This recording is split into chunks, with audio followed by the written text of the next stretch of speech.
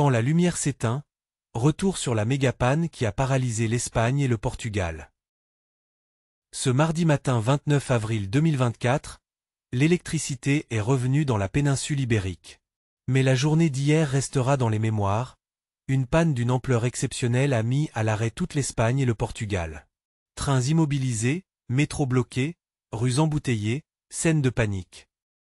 Un véritable scénario catastrophe qui soulève une question cruciale. Sommes-nous prêts à affronter un blackout total en Europe? Pour y voir plus clair, nous avons écouté André Duvillard, ancien délégué du Réseau national de sécurité. Il nous livre une analyse lucide, nourrie d'années d'expérience. Et ses propos font froid dans le dos. Une panne massive qui révèle notre fragilité. Ce lundi 28 avril 2025, une grande partie de la péninsule ibérique s'est retrouvée plongée dans le noir. Cette coupure électrique a eu des conséquences immédiates sur tous les aspects de la vie quotidienne. Transport paralysé, métro, train, feux de circulation, tout s'est arrêté. Communication impossible. Plus de réseaux, plus d'internet, plus de téléphones. Peur et chaos, scènes de panique dans les rues, ruées vers les distributeurs automatiques, files d'attente pour tenter de capter un signal. Et pourtant, ce genre de scénario n'est ni nouveau, ni inattendu. André Duvillard le rappelait dès 2021, une panne généralisée, même de quelques jours, pourrait désorganiser totalement notre société. Break time equals 0. 8S une menace connue, mais sous-estimée. Depuis longtemps, les experts alertent sur la vulnérabilité de nos systèmes électriques. En Suisse déjà, en 2014, un exercice national simulait un blackout. Les conclusions étaient claires. La société moderne est entièrement dépendante de l'électricité. Duvillard le résume ainsi. Imaginez simplement 48 heures sans courant. Ascenseurs bloqués, hôpitaux en difficulté, eau non distribuée. Il faut se préparer. La panne d'hier est la confirmation brutale d'un risque sous-estimé. Elle montre que la fragilité du réseau européen est bien réelle. L'interconnexion des réseaux peut transformer une panne locale en effet domino continental. La réactivité des infrastructures est souvent insuffisante pour limiter les dégâts. Les énergies renouvelables, des atouts, mais aussi des défis. L'une des causes potentielles de cette panne, la gestion de l'équilibre entre offre et demande d'électricité. Avec l'essor des énergies renouvelables, photovoltaïques, éoliens, la régularité du réseau devient plus difficile à assurer. Les pics de production ne correspondent pas toujours aux pics de consommation. Le réseau doit s'adapter en temps réel, ce qui exige une extrême précision.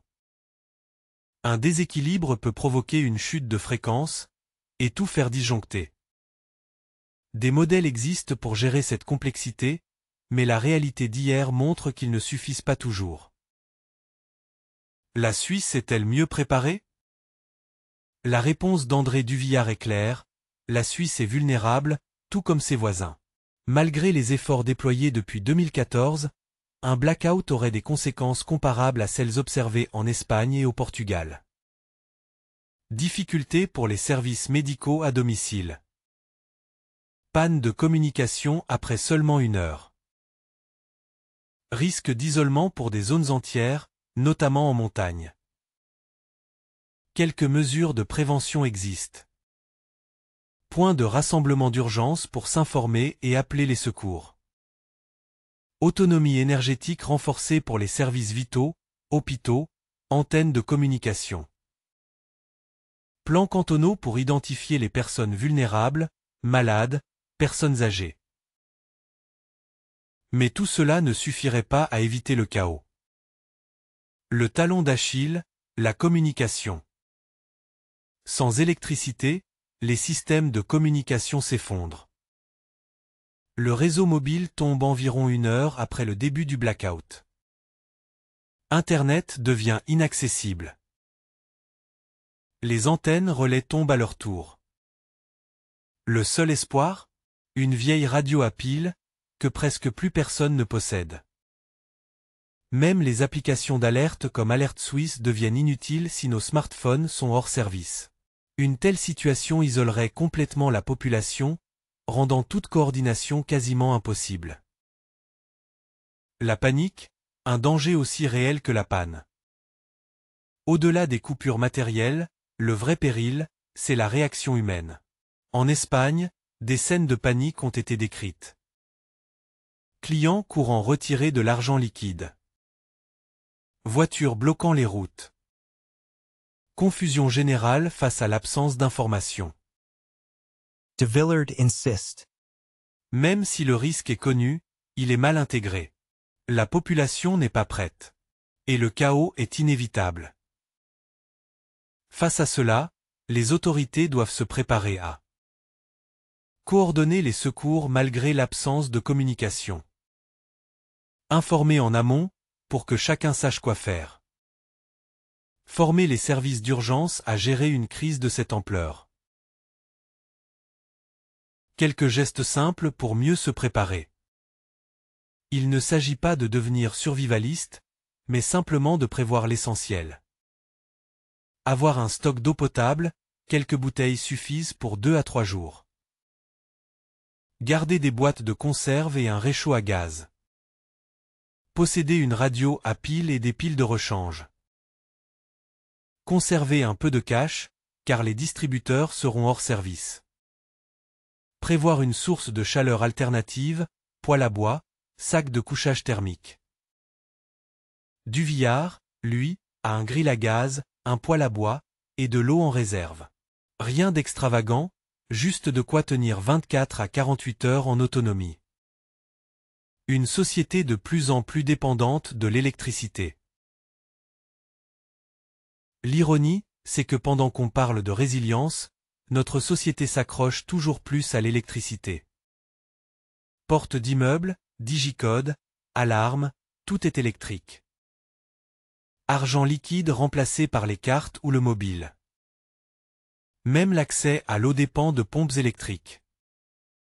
Sans courant, tout s'arrête. Et chaque nouvelle technologie nous rend plus vulnérables, si elle n'intègre pas de solution de secours. A-t-on vraiment tiré les leçons du passé? Entre 2014 et aujourd'hui, plusieurs signaux d'alerte ont été lancés. L'exercice Blackout 2014 en Suisse. La pénurie énergétique redoutée durant l'hiver 2022 à 2023. Les intempéries dans le Haut-Valais, qui ont montré la rapidité avec laquelle l'électricité peut disparaître. Et pourtant, beaucoup d'infrastructures critiques n'ont pris aucune mesure.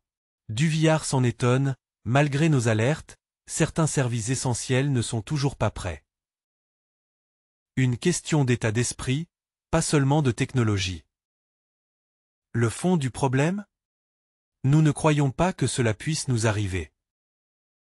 On écoute les experts d'un air amusé.